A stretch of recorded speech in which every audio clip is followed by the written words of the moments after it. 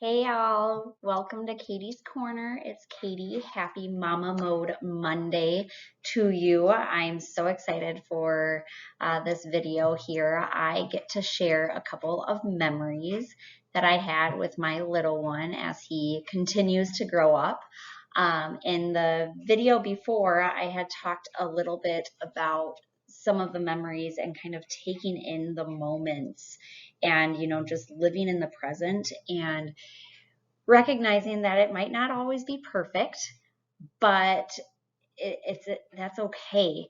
And it might not always be exactly what you envisioned your day or your plan or whatever it might be. However, getting to still enjoy the moments and acknowledge why everything is the way it is, and to just reflect and be so grateful for those moments and those memories is so special.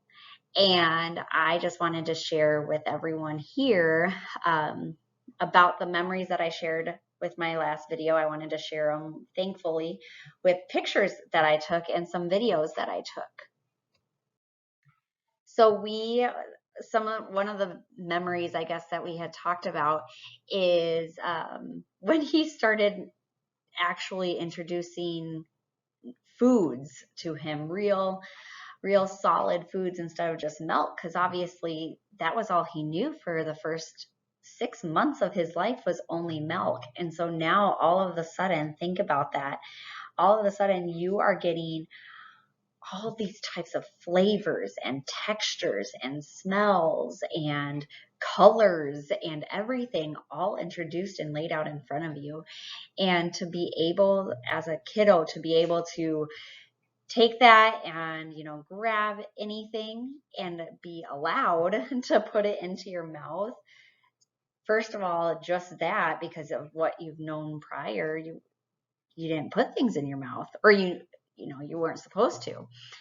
And then all of a sudden you're able to, and then think of just the burst of flavor that probably comes to town in your mouth here. And it's so funny to watch his facial expressions as he continued to explore. So this picture is actually of his very, very, very first time ever being introduced to any first solid food at all. And I had given him a banana. We did a little bit of the baby led weaning, and somebody suggested to peel the banana kind of upside down so that they actually have the stem to hold on to, and then just allowing a little bit of the actual edible portion of the banana, not the peel, so he can eat and then hold, because bananas are so slippery. And then as we progressed, we started, playing around and figuring out a few other flavors and textures and foods, sweet potatoes and avocado and shredded meat, and we get messy. And for me as a mom, I am one who, I like things neat, I like things cleaned, I like things organized. And truthfully, this was a really big struggle. I debated heavily with myself if we continue to feed him with solids like this, or if we just puree it and feed him ourselves, because it was making such a big mess. And so that was a huge internal struggle, which I'll talk on another time in another video about that, because as you can see, he gets food everywhere, as does any child, right? And it's still, yes, they're tasting and they're figuring that out, but they're playing with their senses at this point too. Having it be, what does the food feel like? What does the texture feel like? Is it squishy? Is it hard? Is it cold? Is it hot? It's all of these things that they're testing and they're figuring out, and they're expanding their knowledge as well. And so for me, though, it was definitely a struggle of, it's okay that he's dirty. It's okay, we'll clean it up. It's okay that he's waving the food everywhere. That's an okay thing. And that was definitely a battle for me. Definitely shout out if you had the same experience of battling, or if, you let it fly, or what kind of methods you did with your little ones. Because, yeah, it was at the beginning, it was definitely a cleanliness struggle for me. We got better. As time progresses, we get better and better dealing with the cleanliness. For my point of view, I get better at letting it go. I get better at allowing him to explore and get dirty and realize, you know what? Again, it's okay. We'll take a washcloth and clean it. It's not a big deal as much as I was making it a big deal in my mind. And I think that that's so important to realize, like, as moms, are we making it a bigger deal in our brains, or is it an actual logistical big deal? Because I think a lot of times if we're able to step back, it's bigger in our heads. Still have to deal with it, right? But it's able to, if we're able to take that deep breath, live in that moment, and go, one of these times, I'm going to actually laugh about this looking back, because it's just about them learning. And if I'm able to get to that point and allow and go, I'm literally getting to watch my child learn and discover something. How wonderful is that? How great is that? And to be able to, once you're able to get to that point, for me at least, was one of those where I'm like, I don't care that it's messy. That's okay, because I'm watching him in the very moment figure this out. And that for me was absolutely changing how I thought about the cleanliness and what kind of a mess this is going to be and how much of a cleanup it's going to take and all that stress. And when I was able to figure that out, total weight off my shoulders. So then my second fantastic memory that I have is when he grunted in his sleep, or allowed us to know that he was getting tired, was due to his grunting.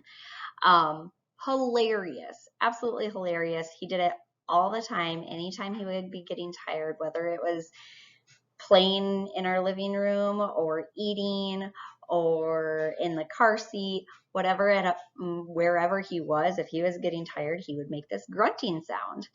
Now this video is obviously a little dark here, but you can still be able to hear it.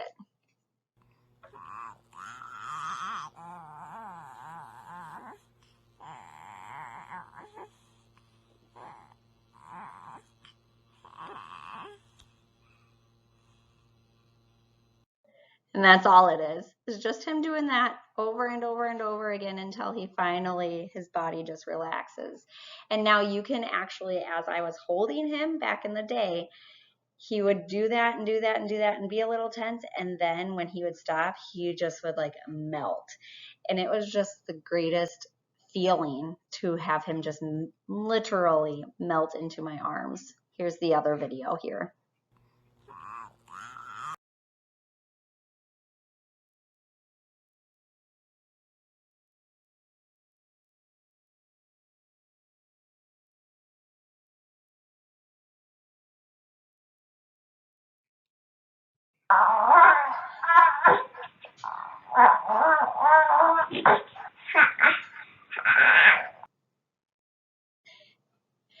That's all it is. Just him going grunting back and forth, back and forth, back and forth until he finally decides that he's tired enough that he needs to sleep. And again, he doesn't do that really anymore. And so I'm so thankful that we were able to get some videos of him doing that, because it was so weird at the time. But now I'm like, oh my gosh, that was such a wonderful, cute, adorable, unique thing to him. And truth be told, it was a great cue for me when I was trying to get to know him and figure out what his cues are when he's tired or any of that. It was a fantastic cue to say, Mom, I'm getting tired. He would start doing this grunting thing. And so obviously when he stopped doing that, I needed to figure out other cues to figure out when my child is getting tired. So those are just two of the many, many memories that I have, but two that I definitely wanted to share with you guys today. Again, I love sharing my stories. I love sharing them with you. I love hearing your stories. I would love to hear how the food processing went for you and your little ones. How did you handle the insane mess that it creates? I would love to hear about your little ones' cues when they fall asleep too. I would love to hear, they're all independent little kids, and they all have their own styles, and it's so fun to truly watch them grow and truly make memories of it. So please share your memories with us. I love hearing them. If you have any questions, of course, feel free to email me, Katie's Coaching Corner. Corner is with a K at gmail.com. And I hope you guys have a wonderful, wonderful rest of your week. Take care. Bye-bye.